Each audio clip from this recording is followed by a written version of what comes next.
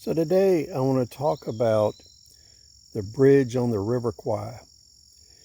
And most people have seen that movie. If you haven't, it's a good movie to watch.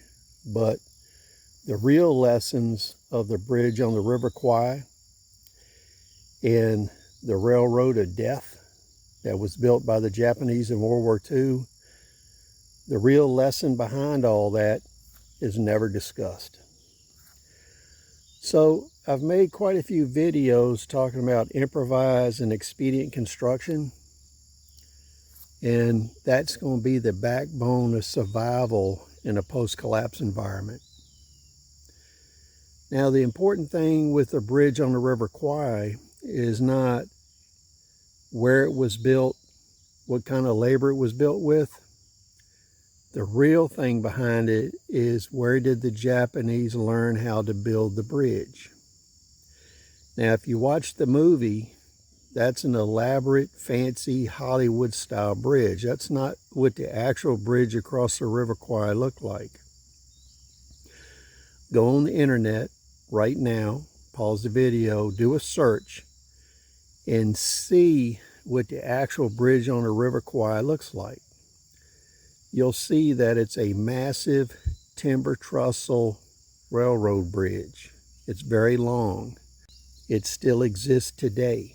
So when you look at what's there today, it was built the same way the Japanese built it. It's a timber trestle bridge. Now today it has a steel beam construction on top of the timber piles and the timber truss. But in World War II, it was all built out of timber and logs. It was all built out of timber from the jungle. So logs and plain lumber, milled lumber, were used to build that bridge by the slave labor forces.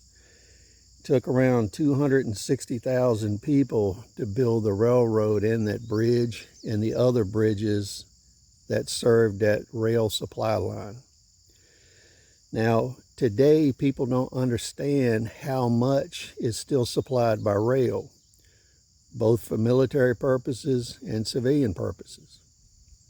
Now, the way the Japanese learned to build the railroad and also the timber trestle bridges was they got an American book that was published in 1898, 1899. In that time frame, it was called the Treatise on Timber Trestle Railroad Bridges. And basically it had a methodology for building standardized timber trestle bridges. And it had two kinds of bridges. You could build straight or you could build curved. And it showed you step by step the design, the layout, how to put the foundations in and build it, angled decks, straight decks.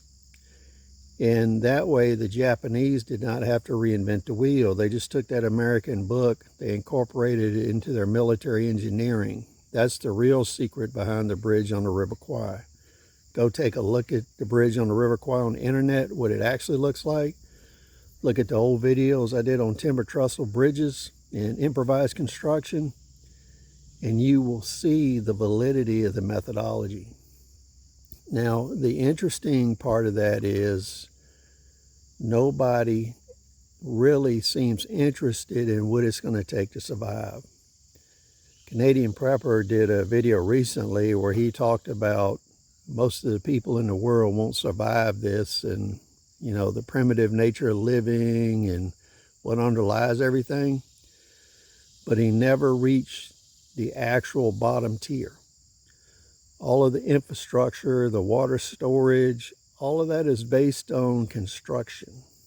And in SHTF, you're going to need the skills for improvised and expedient construction, as well as how to use rock, gravel, soil, and timber. So share your thoughts. We'll see you on the next video.